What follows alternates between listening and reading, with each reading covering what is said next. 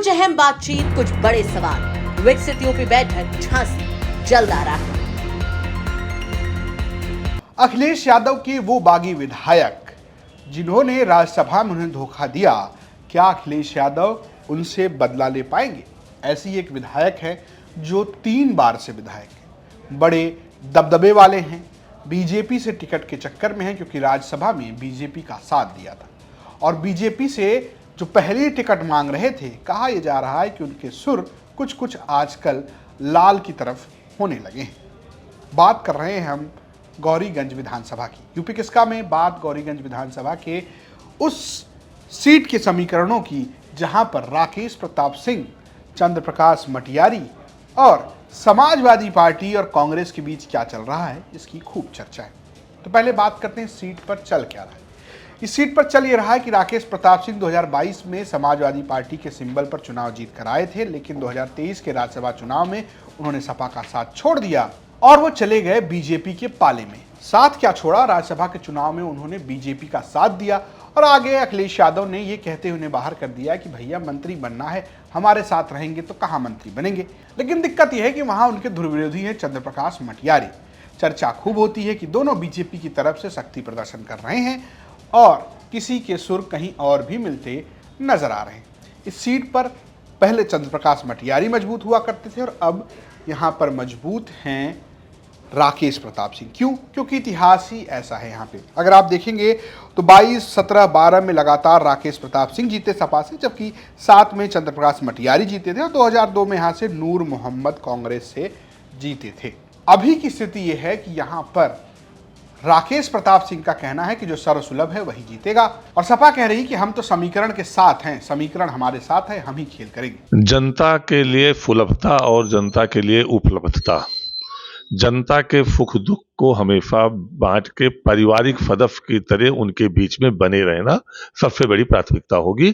और इसी आधार पर जनता ने 12 में पहली बार विधायक बनाया था, उसके बाद 503 वोटों से, जब 17 में जिताया तो 26,500 वोटों से, और उसी आधार पर 22 में भी जिताया था। और गौरीगंज विधानसभा में हमारे पास कई मुद्दे हैं, हम उस मुद्दों से चुनाव लड़ेंगे, हम उसी मुद्दे से चुनाव लड़ेंगे।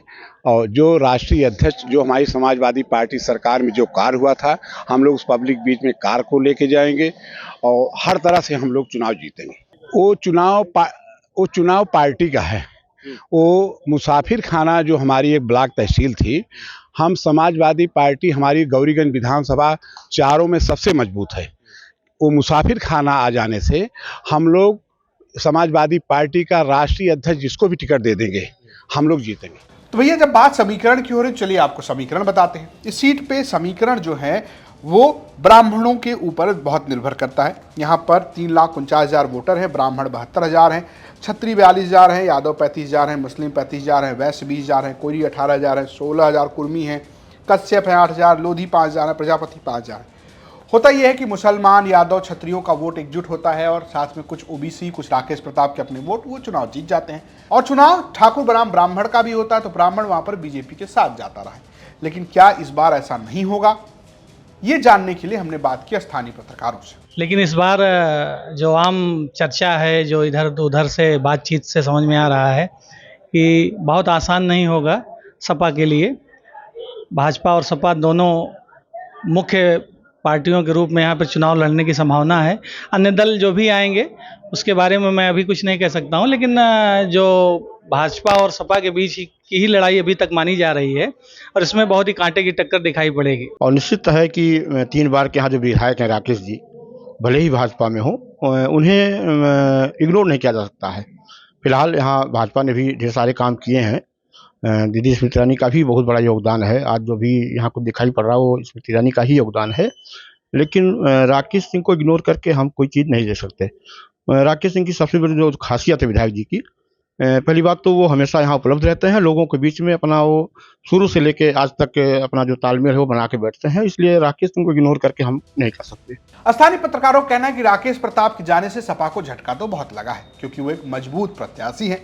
अब सपा किसे लड़ाएगी यहाँ रोकने के लिए, बसपा किसे लड़ाती है, क्या कांग्रेस यहाँ से लड़ती है?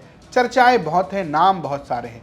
आपको क्या लगता है हमें कमेंट बॉक्स में जरूर बताएं। ये स्टोरी भेजी थी अमेठी से हमारे सहयोगी अभिषेक त्रिपाठी ने। देखते रहिए यूपी तक। नमस्कार।